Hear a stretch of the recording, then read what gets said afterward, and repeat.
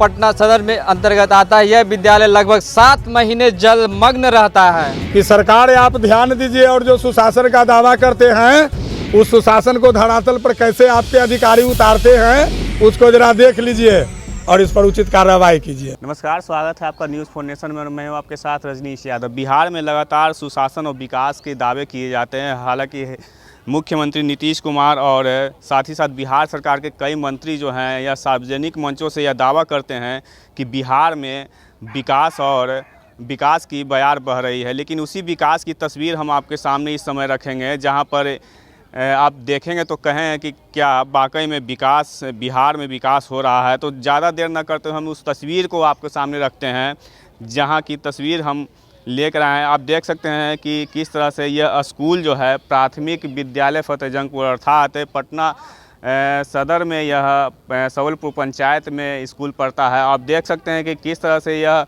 School जो है राजधानी पटना का एक तैरता हुआ स्कूल है, या फिर यूँ कह सकते हैं कि स्कूल में पानी है या फिर पानी में स्कूल है। तो विकास की यही तस्वीर हम आपके सामने रख रहे हैं, जहां पर लगातार दावे किए जाते हैं बिहार सरकार की तरफ से कि बिहार विकास की ओर अग्रसर है।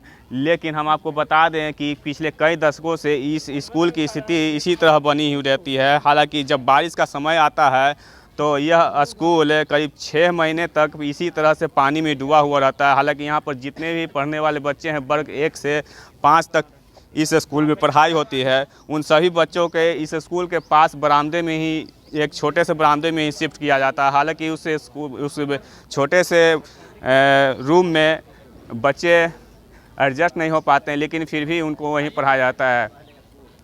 हालांकि हम बता दें कि यह स्कूल जो है करीब 6 महीने तक इसी तरह से स्थिति बनी रहती है और लगातार बिहार में विकास के दावे किए जाते हैं। यहाँ पर कुछ लोग हैं, उनसे हम जानेंगे कि आखिर कब से यह स्थिति स्कूल की बनी हुई है। ये पिछले कई वर्षों से यही हाल है।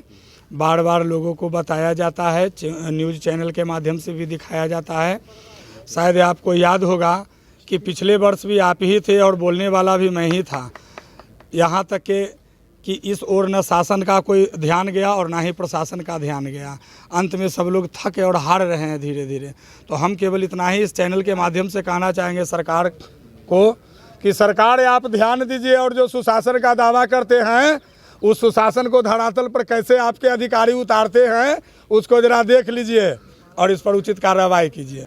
नीतीश बाबू का, सुशासन बाबू का विकास आप लोग देख रहे हैं। पूरे बिहार में यही स्थिति है और राजधानी पटना सदर मात्र 10-12 किलोमीटर की स्थिति में यह विद्यालय स्थित है। और यह विद्यालय आज से नहीं, यह विद्यालय लगभग वर्षा काल में लगभग 15-16 वर्षों से बिल्कुल इसी तरह जलमग्न हो जाता है।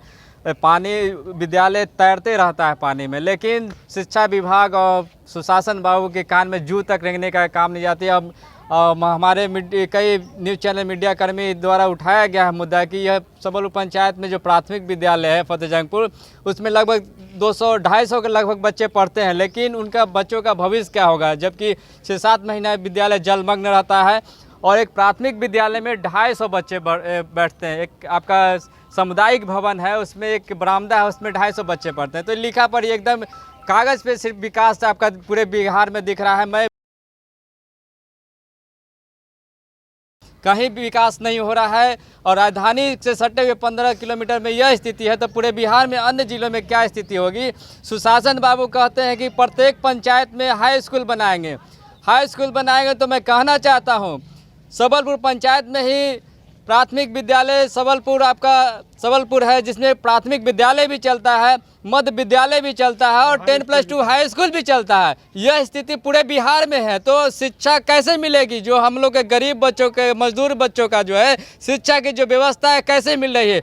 एक ही विद्यालय में 3 विद्यालय चल रहे हैं, प्राथमिक विद्यालय, मध्य विद्यालय, 10+ हाई स्कूल।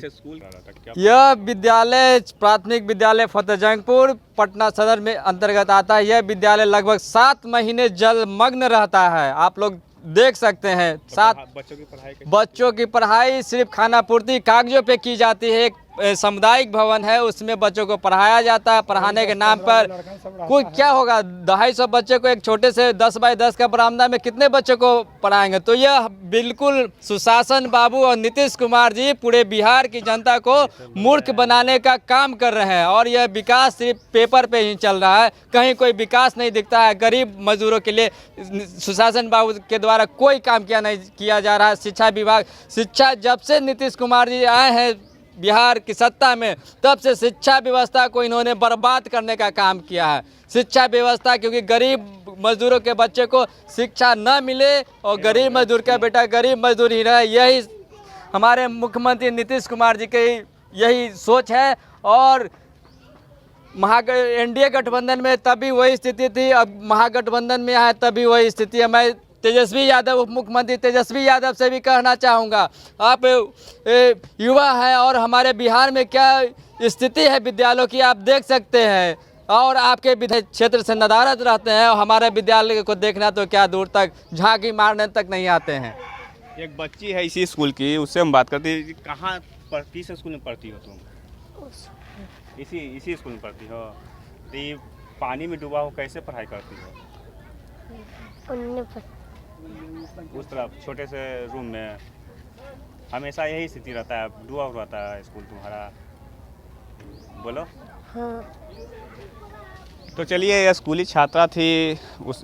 हालांकि यहाँ पर जितने भी लोग हैं उन्होंने साफ तौर पर कहा कि जितने भी जनप्रतिनिधि हैं या फिर बिहार सरकार के लगातार दावा है कि बिहार में विकास की बयार बढ़ रही है। और हम आपको बता दें कि शिक्षा बजट में करोड़ों रुपये दिए जाते हैं, लेकिन उसके बावजूद भी स्कूल की क्या स्थिति है आप स्वयं तस्वीरों में देख सकते हैं। हम आपको बता दें कि ये बिहार के किसी अन्य ज़िले की बात नहीं, बल्कि राजधानी पटना से महज 15 किलोमीटर दूर की यह तस्वीर है, जहां पर एक स्कूल जो है, पूरा स्कूल तैरता हुआ आपको दिखेगा। हालांकि हम आपको बता दें कि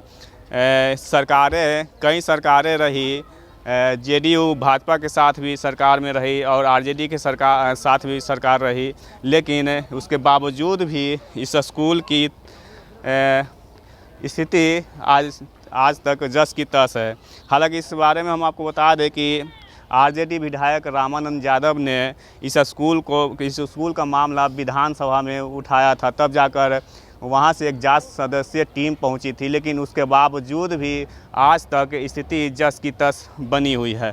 तो हमने दिखाया कि राजधानी पटना में कैसे एक स्कूल जो है पानी में तैर रहा है। लेकिन अब देखने वाली बात यह होगी कि क्या बिहार सरकार के कानों में जू तक रेंग पाती है, या फिर ऐसे ही कागज़ पर ही सिर्फ विकास का दावा या ढोल पीटता जाता रहेगा, या फिर सच में धरातल पर विकास का काम या फिर स्कूल को सुधारने की दिशा में पहल की जाएगी। Rajneesh, news 4 nation, Patna city.